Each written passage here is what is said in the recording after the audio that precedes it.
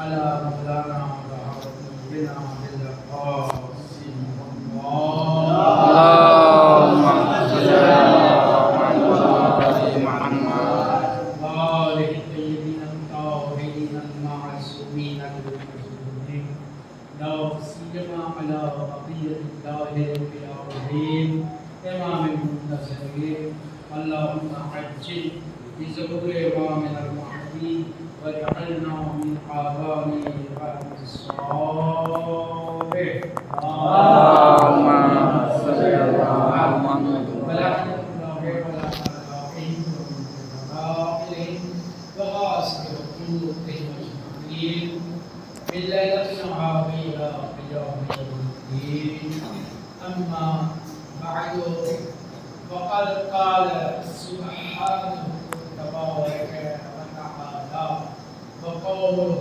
الحق بسم الله الرحمن الرحيم فاذكروني أذكركم واشكروا لي ولا تكفرون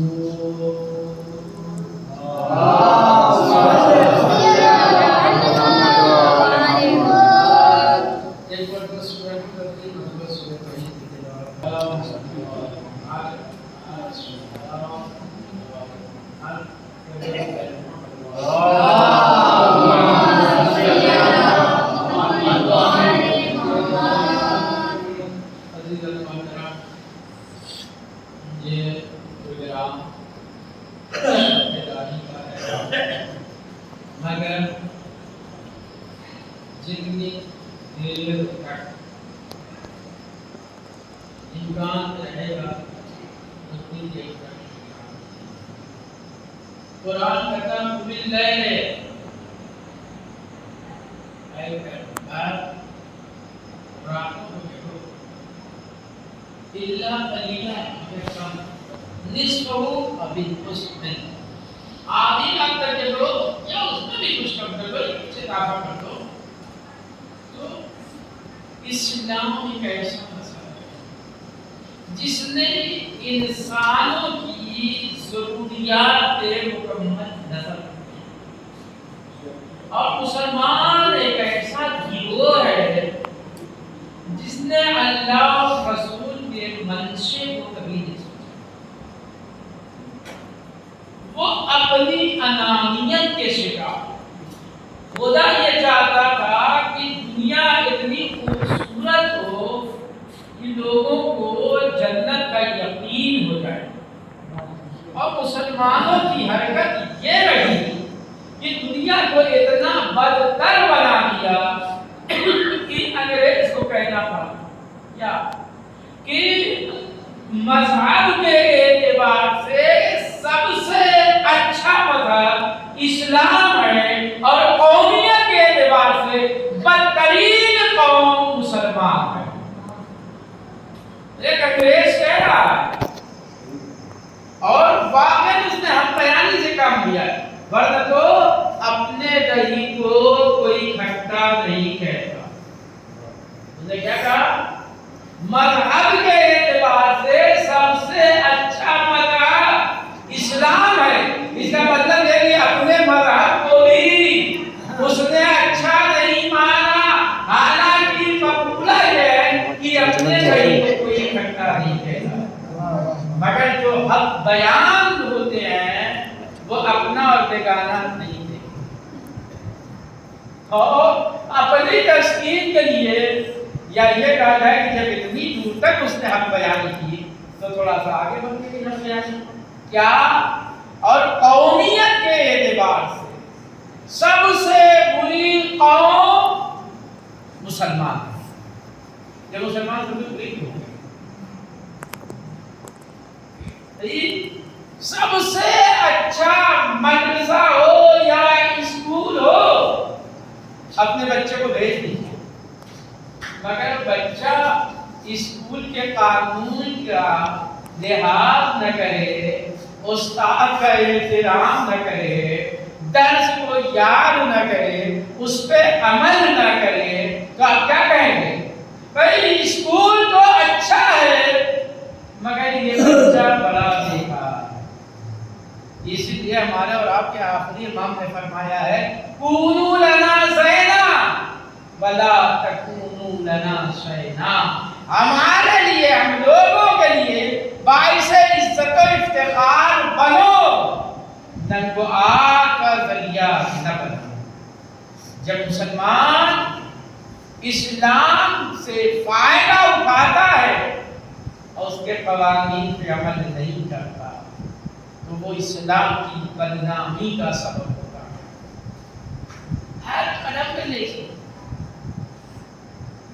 اسلام کو مسلمانوں نے بدنام کیا اور غیر قوموں نے اسلام کو کیسے پہچانا؟ وہ مسلمان کے خلیفہ کو، حاکم کو، رائبر کو، مسلمان کو دیکھ کے انہوں نے اسلام کو سمجھنا چاہا۔ اور یہ بات بھی سچ ہے، جو چیز زیادہ ہو وہ آسانی سے دکھائی دیتی ہے اور جو چیز کم ہو مشکل سے دکھائی دیتی ہے۔ آپ کہتے ہیں مگر مذہب ستارے تو بہت ہوتے ہیں، چاند ایک ہوتا ہے تو چاند آسانی سے دکھائی دیتا ہے یا ستارے؟ تو پھر بھیا مسئلہ یہ نہیں ہے، مسئلہ یہ ہے کہ ایک برابر، جب ایک حد اور ایک برابری میں ہو تو جو کثرت سے ہوں گے وہ دکھائی دیں گے، جو قلت میں ہوں گے وہ دکھائی نہ دیں گے۔ جیسے درختوں کے اوپر پتے اور پھل، تو پتے بغیر محنت کے دکھائی دیں گے، پھل کو ڈھونڈنا پڑتا ہے۔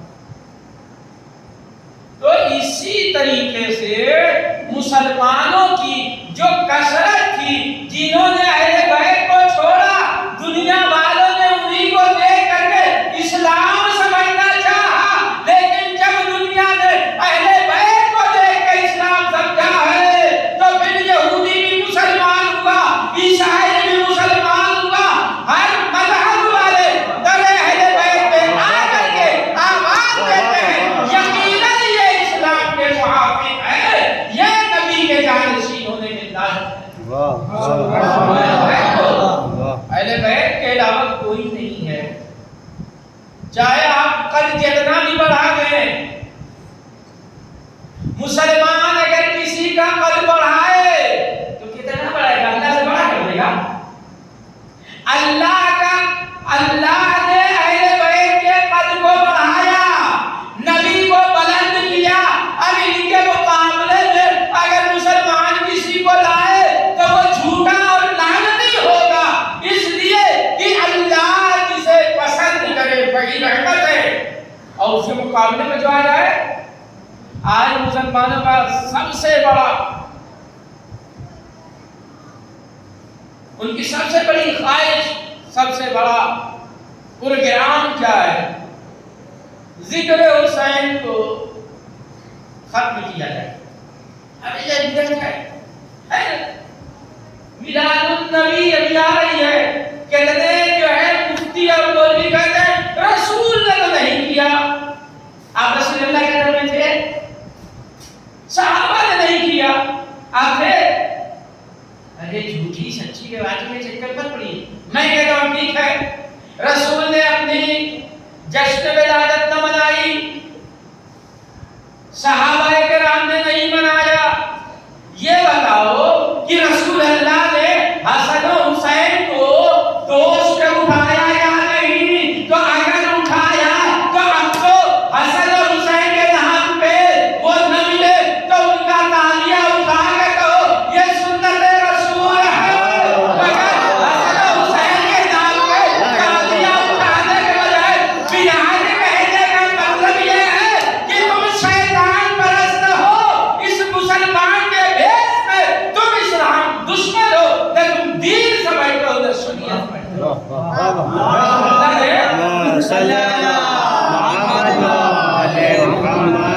رسول اللہ نے عید کے دن ناقہ بن کے حسن و حسین کو بیٹھایا۔ آپ حسن و حسین کے لیے کچھ بنے؟ ان کا ذکر بدعت ہے۔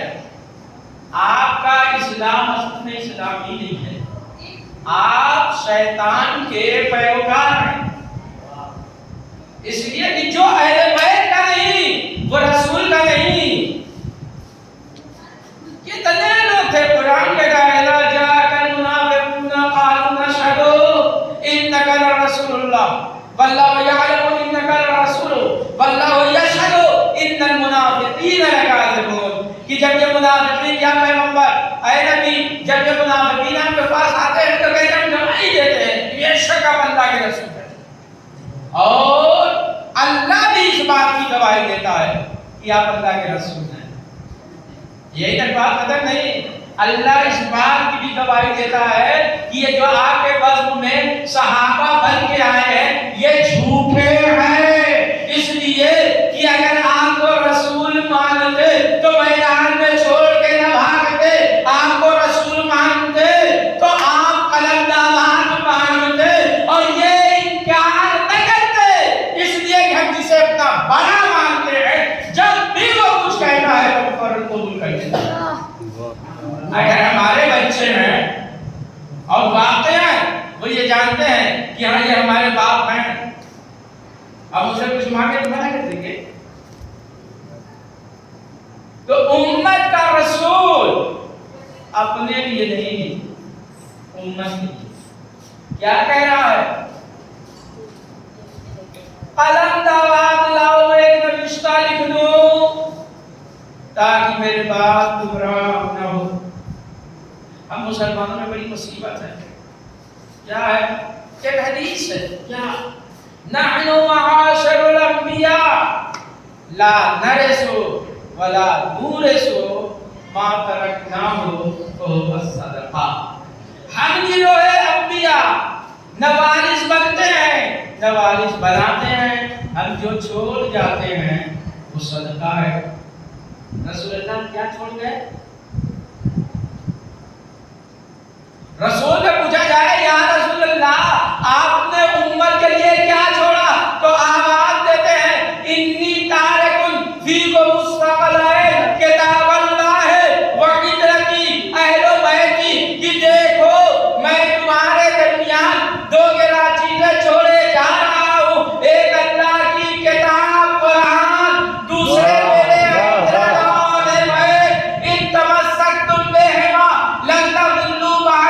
اگر تم لوگ ان سے متمسک رہو تو میرے بعد گمراہ نہ ہوگے. امت چکر میں ہے کہ رسول جو چھوڑ کے جائے اس میں حصہ لگائے. پیغمبر کہہ رہے ہیں میں نے چھوڑا کیا ہے؟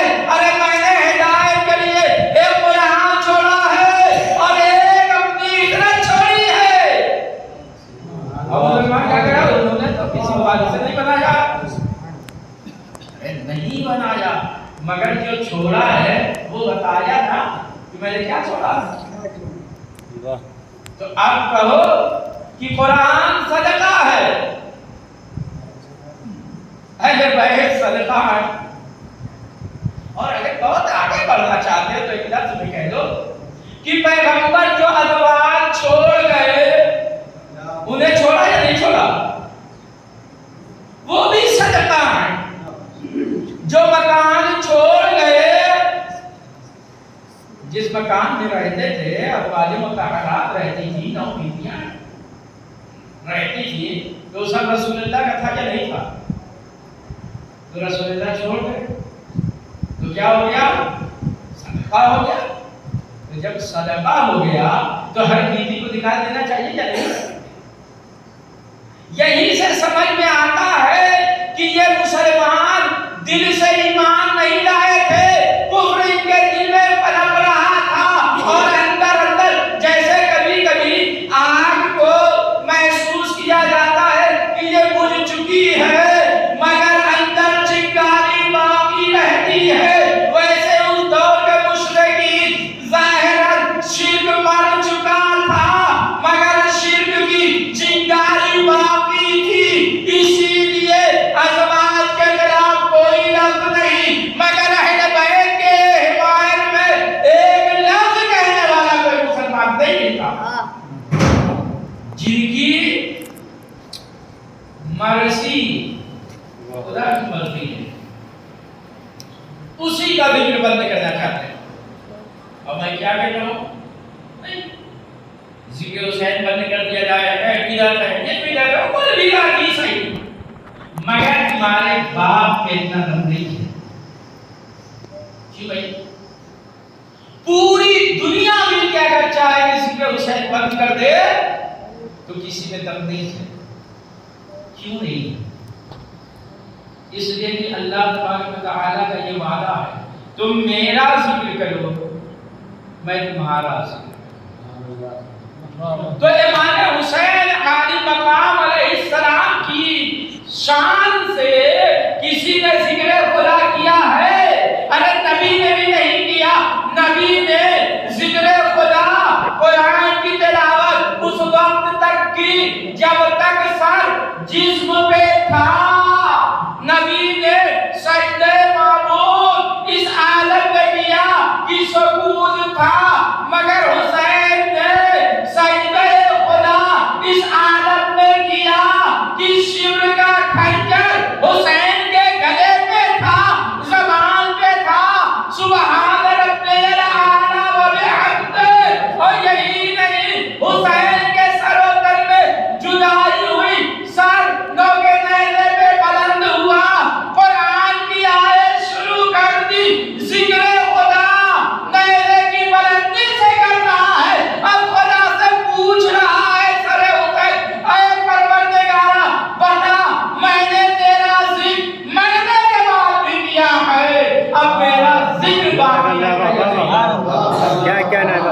کیا اگر نہیں تو قرآن جھوٹا ہے قرآن کیا کہتا ہے قرآن کہتا ہے فَاسْكُرُونِي أَذْكُرْكُمْ تم میرا ذکر کرو میں تمہارا ذکر کروں گا کون سا انسان ہے چاہے وہ کسی کے گھر کا ہو کہ موت کے بعد ذکر خدا کرتا ہے پوری دنیا میں کوئی نہیں ہے تو پھر اللہ نے یہ آیت نازل کی تم میرا ذکر کرو میں تمہارا ذکر کروں گا اس کا مطلب یہ ہے کہ یہ ذکر عام طور سے جو ذکر ہوتا ہے تو اگر ہم نمازی اگر ہم ذکر اہل بیت کرنے والے اگر ہم اللہ کا تذکرہ کرنے والے صرف عام حالت میں ہم ذکر خدا کر رہے ہیں تو قرآن وعدہ کر رہا ہے تمہارا بھی ذکر رہے گا تو پھر جس نے شہادت کے بعد بھی ذکر خدا کو نہ چھوڑا پتہ نہیں آنا اس کا ذکر قیامت تک رہے گا یہی وجہ ہے کہ بنی امیہ کے ایک سے ایک ظالم حکمراں کوشش کرتے رہے کہ ذکر حسین مٹا دیا جائے مجلسوں کو ختم کر دیا جائے زیارت حسین پہ جانے سے روک دیا جائے مگر ایک سیلاب ہے کہ اللہ نے مومنین کے دل میں ایک ایسا جذبہ اور ایک ایسا پیار اور ایک ایسی محبت حسین پیدا کی ہے کہ زبان تو کر سکتی ہے مگر ذکر حسین روکا نہیں جا سکتا آپ کبھی بھی اطمینان سے بیٹھ جائیے اور دیکھیے ہر سال لاکھوں ڈالر کروڑوں ڈالر اسی چیز پہ خرچ کیا جاتا مجلسیں نہ ہو ذکر حسین نہ ہو اور ہوتا کیا ہے ہر سال مجلسوں کی تعداد بڑھتی جا رہی ہے عجب نہیں قدرت یہ کہہ رہی ہے دیکھو یہ میرا وعدہ ہے تم جتنا دباؤ گے یہ حق ہے اتنا ہی بلند ہوتا جائے گا تم ذکر حسین سے روکو گے دنیا کی ہر قوم ذکر حسین کرے نعرہ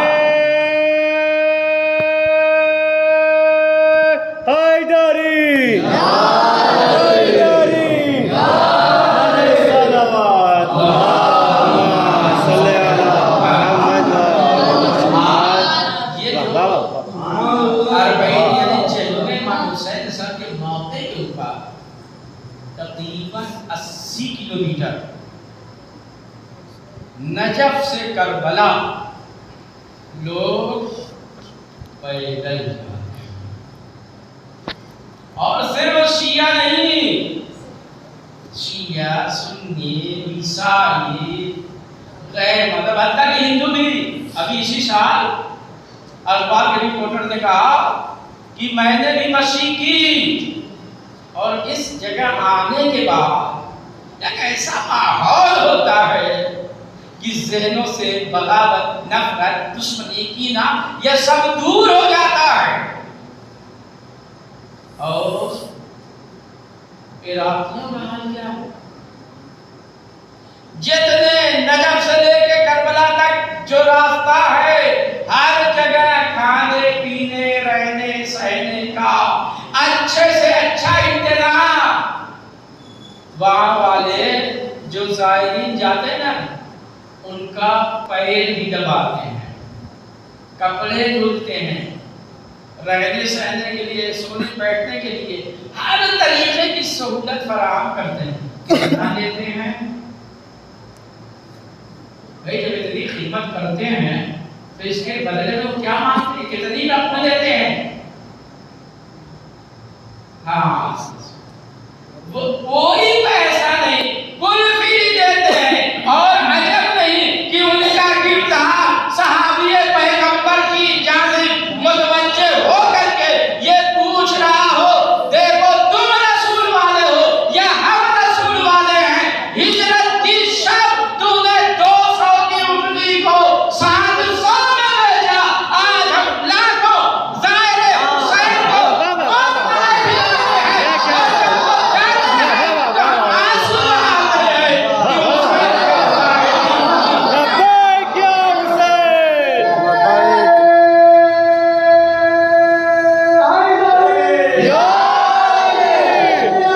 زندہ باد، زندہ باد، زندہ باد، مردہ باد، مردہ باد، مردہ باد۔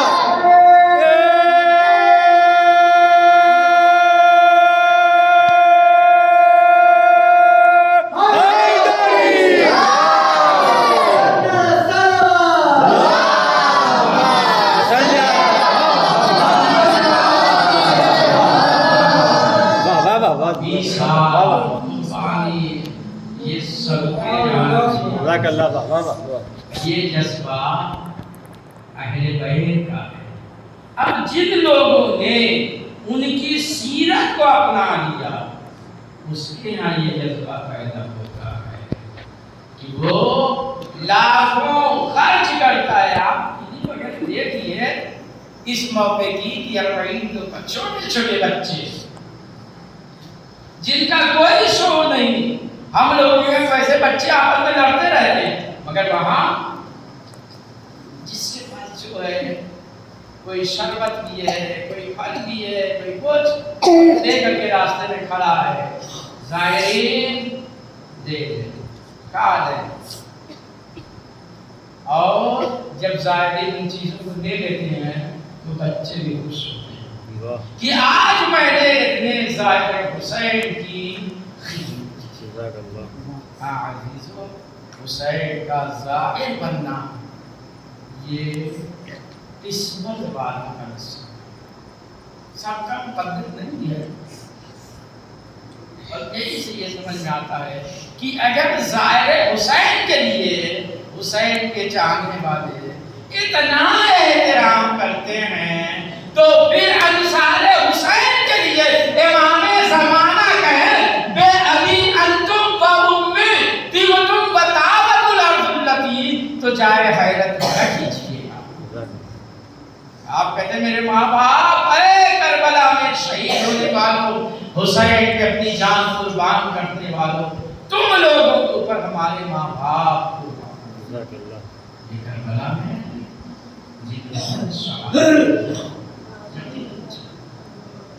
شہادت کربلا، آج جو اسلام باقی ہے اس ذکر کربلا کی وجہ سے، ورنہ تو ہر دور میں یزید ہے، اور اتنی روایتیں، جھوٹی داستان، اور ان لوگوں کو کبھی قرآن دے رہا ہے کہ یاد نہیں رہتی، لعنت اللہ علی الکاذبین، جھوٹوں پہ اللہ کی لعنت، بے تحاشا جھوٹ بولتے ہیں۔ جو دنیا پرست ہوتے ہیں وہ جھوٹ کے ذریعے سے دنیا حاصل کرنا چاہتے ہیں. ہمارے ملک میں جھوٹ نہیں ہوتے ہیں. 15 لاکھ یہ ساری چیزیں جو ہے کیا ہیں؟ حکومت حاصل کرنے کے لیے. تو اصل سیاست مدار جو ہوتے ہیں ان کی نظر میں سچ اور جھوٹ نہیں ہوتا. ان کی نظر میں صرف ایک چیز ہوتی ہے اور وہ کیا ہے؟ حکومت. مجھے نہیں سمجھ میں آتا کہ مسلمانوں کو کیسے گوارا ہو گیا کہ آل رسول کو قتل کیا جائے، اور جن لوگوں نے رسول سے 80 جنگیں لڑی ہیں ان کی حمایت میں کھڑے ہوا جائے، ان کے پیچھے نماز پڑھے، انہیں خلیفۃ الرسول کہے. یزید کا باپ رسول اللہ سے جنگ کرتے رہے، علی رسول کے مائل میں کھڑے ہوئے. تو مسلمان کون ہے؟ بنی امیہ والے، یزید اس کا باپ. اب مسلمان کہتے ہیں ماموں ہے. ارے جب رسول کے چچا کے لیے اللہ نے کہہ دیا تبت یدا ابی لہب، تو چچا ماموں سے قریب نہیں ہوتا. چچا سے ماموں قریب نہیں ہوتا. ماموں جب تک بہن گھر میں ہے، رشتہ ہے، چچا سے رشتہ توڑا نہیں جا سکتا. تو جب رسول کے چچا کے لیے قرآن نے کہا تبت یدا ابی لہب، تو ایسے ماموں کا کیا بھروسہ. مگر یقین جانیے مسلمان ماموں کا تو جھوم کے پسینہ پڑتا ہے آل رسول کو یاد کیجیے. اے کاش کہ آل رسول کو پہچان لیا تو آج دنیا کا یہ حال نہ ہو. آج بھی اس عالم میں کہ جب ہر انسان چالاک اور سمجھدار ہو چکا ہے، ایسے ماحول میں اگر انسان قرآن نہ پڑھے، قرآن سے نہ سیکھے تو افسوس. قرآن اصحاب نہیں، اہل بیت کی محبت کا مطالعہ کرتا ہے. اور مسلمان اہل بیت کو جانتے ہی نہیں. کسی سے پوچھ لیجیے امام حسین جب کب پیدا ہوئے. اہل بیت میں سب سے زیادہ جو مشہور ہے وہ امام حسین صاحب ہے نا. پوچھ لیجیے کسی مسلمان سے، بتاؤ امام حسین صاحب کب پیدا ہوئے؟ نہیں بتا پائے. رسول اللہ کب پیدا ہوئے؟ نہیں بتا پائے. کہے گا 12 وفات. ابھی وفات میں پیدا نہیں ہوتا، وفات میں مرنا ہوتا ہے. ہم تجھے پیدا کر ہوئے، آپ کہہ رہے 12 وفات. وفات اور پیدائش میں کوئی فرق نہیں ہے. نہیں جانتے، نہ ان کو بتایا جاتا ہے، نہ ان کو پڑھایا جاتا ہے، نہ ان کو سمجھایا جاتا ہے. بس ان سے کہا اللہ اللہ کرو جنت مل جائے گی. جنت اتنی سستی نہیں ہے کہ اللہ اللہ کرو مل جائے گی. اگر اللہ اللہ کرنے سے جنت مل جاتی تو ہمارا نبی کبھی نہ کہتا کہ مسلمانوں میں 73 فرقے ہوں گے، ایک جنت میں جائے گا، 72 جہنم میں جائیں گے. کیا صرف ایک ہی فرقہ اللہ اللہ کرنے والا ہے، ایک ہی فرقہ نماز پڑھنے والا ہے؟ بھیا سب نماز پڑھنے والے ہیں، سب اللہ کہنے والے ہیں. ایک کیوں جنت میں جائے گا؟ سوچنا چاہیے کون جائے گا؟ اللہ جائے. ارے کل اللہ یہ جانیں گے تو ہم کیا جانیں گے؟ یہ ہمیں سوچنا ہے. عقل اس نے دے دی، قرآن اس نے دے دیا، رسول اس نے بھیج دیے کہ تم ان سے پوچھ لو. جو نبی یہ بتا رہا ہے کہ 73 میں ایک جنت میں جائے گا، 72 جہنم میں، اسی نبی سے پوچھئے وہ ایک کون ہے. ہم جتنے مسلمان ہیں بیٹھ کے تکا لگاتے ہیں. رسول اللہ نے یہ کہا، رسول اللہ نے، ارے رسول اللہ کا صاحب پوچھ لو کہ کون جائے گا تو میں بتا دوں. رسول نے کیا کہا؟ انی تارکن فیکم الثقلین کتاب اللہ و عترتی اہل بیتی ان تمسکتم بہما لن تضلوا بعدی ولن یفترقا حتی یرد علی الحوض. یاد رکھنا مسلمانوں میں صرف وہی مسلمان جنت میں جائے گا جو قرآن اور اہل بیت کے ساتھ ہو. جو قرآن یا اہل بیت کو چھوڑ دے گا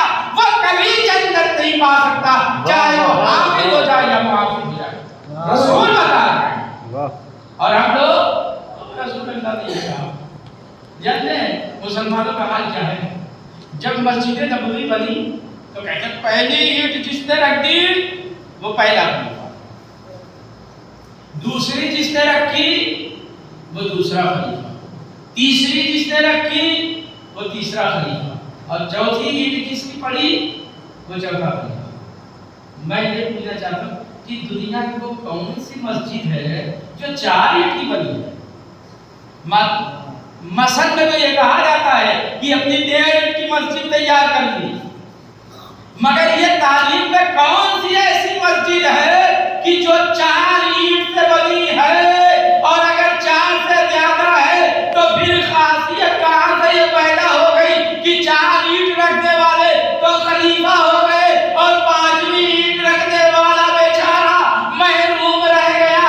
اگر اینٹ ہی کی وجہ سے خلافت ملتی تھی تو جتنوں نے اینٹ رکھی انہیں خلیفہ بننا چاہیے، اور پھر تیسری منزل پہ کیوں شورا بیٹھائی گئی کہ جس کو یہ منتخب کر لے؟ ارے صاحب کہہ دیتے تیسری اینٹ جس کی کیوں ہے؟ تو پھر پنچایت آئے گی۔ اس کا مطلب یہ ہے کہ سب گھال میں ہے۔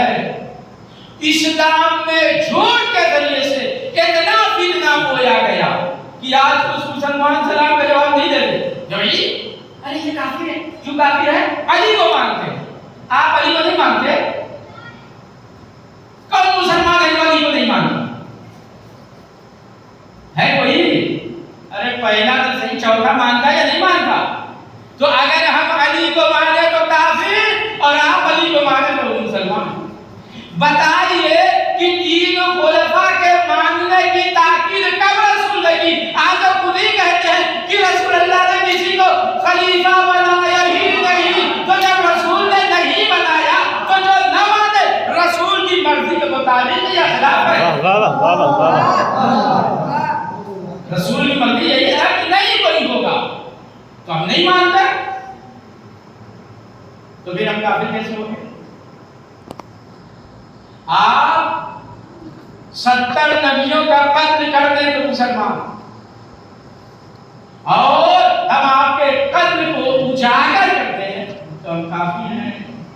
آج ہمارے دیش کا یہی حال ہے کہ جو ہندوستان کی حمایت میں بولتا ہے اسے دیش گرو ہی بتایا جاتا ہے، اور جو ملک کی جائیداد ملک کو بیچ رہا ہے اسی کو کہا جاتا ہے یہ دیش بھکت ہے۔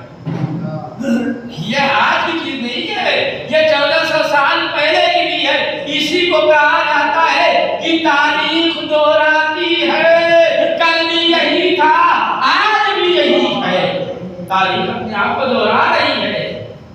اب کل جن لوگوں نے سمجھ لیا وہ حسین کے ساتھ آ گئے، اور جن لوگوں نے نہیں سمجھا وہ یزید کی حمایت میں کھڑے رہے۔ ہاں مسلمانوں سے محشر کے دن ضرور پوچھا جائے کہ تمہارے سامنے فرزند رسول کو قتل کیا جا رہا تھا، تمہارے اندر انسانیت بھی نہیں تھی؟ امام حسین رحمۃ اللہ میں کچھ خود پوچھ رہے ہیں، یہ بتاؤ تم لوگ مجھے کیوں قتل کر رہے ہو؟ کیا میں نے شریعت محمدی میں کوئی تبدیلی کی؟ کیا کر دیا؟ نہیں حسین، آپ نے شریعت محمدی میں کوئی تبدیلی نہیں کی۔ آپ نے کیوں؟ تو کہہ رہے ہیں آپ کے باپ کی دشمنی۔ کیوں؟ جس کو خلیفہ مانا جائے اس کی دشمنی اس کے بیٹے کو قتل کیا جائے گا، جس کو ماننا کہتے ہیں یا مکاری کہتے ہیں۔ یہ تو اسے علی تھا جس نے کربلا کو چھوڑ دی، اور اسے علی کیوں تھا؟ اس لیے کہ بڑے بڑوں کو معرکہ کارزار میں میدان جنگ میں علی نے قتل کیا تھا، تو جن کے دل میں کفر تھا وہ اسی انتظار میں تھے کہ موقع ملے اور ہم اہل بیت سے اپنا لیں۔ یزید کے سامنے جب اسیروں کا قافلہ آیا ہے، سر حسین آیا ہے، تو یزید حسین کے رخسار پہ چھڑی پھیر رہا تھا، اور کیا کہہ رہا تھا؟ کہہ رہا تھا اے کاش کہ میرے بدر کے شہداء، احد کے شہداء ہوتے تو آج دیکھتے، مجھے شاباشی دیتے کہ یزید تم نے حق پہ اولاد ادا کر دیا، تم نے ہمارے قاتل سے بدلہ نہیں لیا، اور مسلمان بے حس سنتا اے حرم کا قافلہ ریحان بادشاہ۔ اگر ابھی کہیں کی تاریخ تھی کہ جس تاریخ میں حسین کی چہیتی بیٹی جس مدینہ کی بڑی تمنا تھی، جب بھی وہ اڑتے ہوئے طائروں کو شام کے وقت دیکھتی تو اپنی پھوپھی سے پوچھتی، اے پھوپھی اماں یہ پرندے کہاں جا رہے ہیں؟ جناب زینب جواب دیتی، اے بیٹی ارے یہ صبح کو اپنے آشیانوں سے نکل کے رزق کی تلاش میں جاتے ہیں، اور جب شام ہو جاتی ہے تو اپنے آشیانوں کو پلٹ جاتے ہیں۔ تو جناب سکینہ اتنا پوچھتی ہے، پھوپھی اماں ارے یہ پرندے تو شام کو اپنے آشیانے پلٹ جاتے ہیں، اے پھوپھی اماں ہمیں اپنے وطن جانا کب نصیب ہوگا؟ جناب زینب کیا ہے آدھی تو جب رہائی ملی تو سب سے زیادہ جو پلک ہے جناب سکینہ کو اپنی چادر کا پلک تھا اور مدینے کے جانے کی خواہش۔ قبر سکینہ کے اوپر جناب حباب بھی آتی ہیں اور جناب زینب بھی آتی ہیں، آواز دیتی ہے سکینہ سکینہ ہمیں رہائی مل گئی، اے سکینہ ارے اٹھو چلو مدینے جانا ہے، تمہیں بڑی آرزو تھی کہ مدینے جانا نصیب ہو، اے بیٹی اٹھو، دیکھو یہ تمہاری باریاں بھی ہے، یہ تمہاری چادر بھی ہے جو چھینی گئی تھی۔ سکینہ کی قبر سے زینب فریاد کر رہی ہے، عجب نہیں کہ قبر سکینہ سے آواز آئی ہو، اے پھوپھی اماں، اے پھوپھی اماں اگر کربلا جانا نصیب ہو تو میرے بابا کو میرا سلام کہہ دیجیے گا اور کہیے گا کہ تیری لاڈلی سکینہ شام کے زندان میں سو چکی ہے، اب وہ آپ سے ملنے کے لیے نہیں آئے گی۔ انا للہ و انا الیہ راجعون۔ رضا و تسلیما للحمد